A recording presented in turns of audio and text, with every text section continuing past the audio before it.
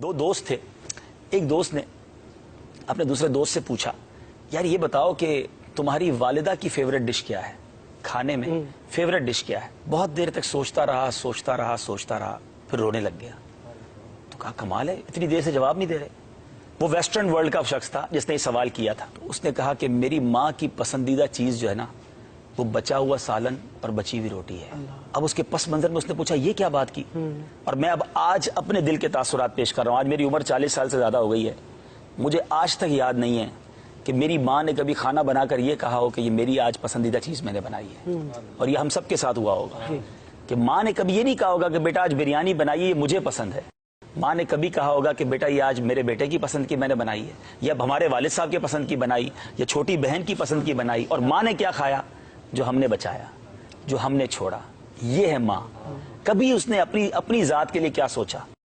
हमने बल्कि फरमाइशें कर करके, हम दो भाई होते थे, ये हम सबके घर की स्टोरी है। हम दो भाई थे या दो बहनें थी, तो अम्मी मुझे ये खाना है, तो मुझे वो वाला अंडा खाना है, तो मैंने आज चावल नहीं खाना।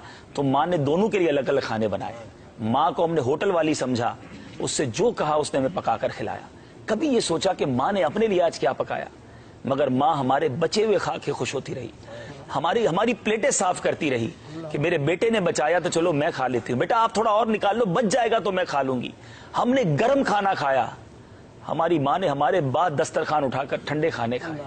कभी अपनी फरमाइश से, मुझे तो याद नहीं पड़ता कि माँ ने यह कहा हो कि बेटा आज मैंने अपने पसंद का खाना बनाया हो।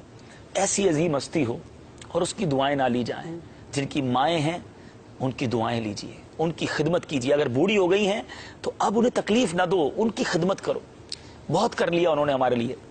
बीमार है तो ये रब का एक तरह से, मैं समझता हूं, ये पता नहीं मेरी बात दुरुस्त है कि नहीं, कि जिसके वालिदैन बीमार हो जाए ना, या ऐसी पोजीशन में आ जाए कि अब उनकी खिदमत की हाजत है, तो ये बेटे के लिए खुशबख्ती का वक्त भी है कि अल्लाह ने जिंदगी में अब तुम्हें वक्त दिया है खिदमत करने का। वरना कई माँ बाप बच्चों को खिदमत का मौका ही नहीं देते, पहले ही चले जाते हैं, खुदमत करते करते ही चले जाते हैं।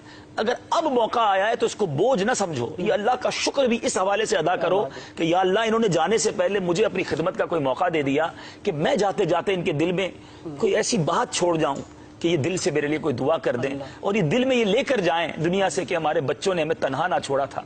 बदनसीब है वो बच्चे जो ओल्ड हाउस में माँ बाप को छोड़ा है।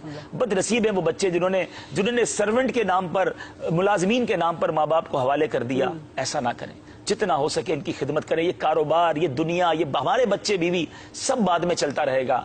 ये माँ बाप चले गए तो फिर याद आते रहे।